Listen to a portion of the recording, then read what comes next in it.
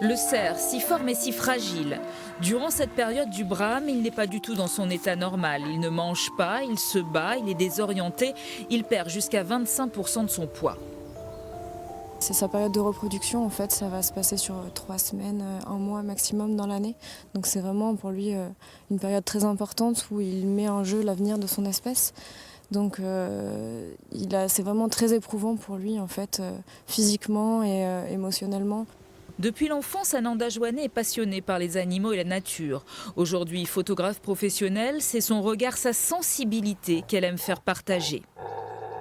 Je me suis dit pourquoi pas immortaliser ces petits instants de vie des animaux sauvages et leur donner vie et capter une émotion que d'autres personnes ne pourraient peut-être pas avoir de visu. Donc ça me permet de partager ces moments que moi j'apprécie et montrer mon œil un peu de personnes passionnées de la nature et des animaux.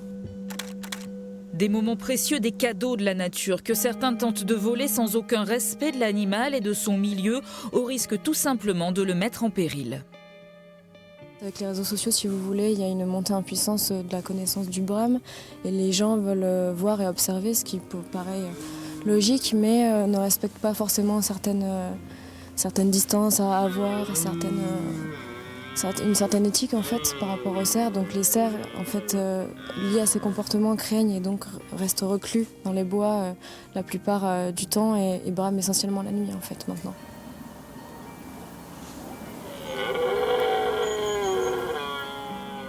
En période de brame, le cerf est plus dangereux qu'en temps normal. Si vous souhaitez tout de même l'entendre, restez dans votre véhicule en bord de route, ne claquez pas les portières, n'éclairez pas, n'entrez pas dans la zone boisée ou la prairie. Sa quiétude fait sa force.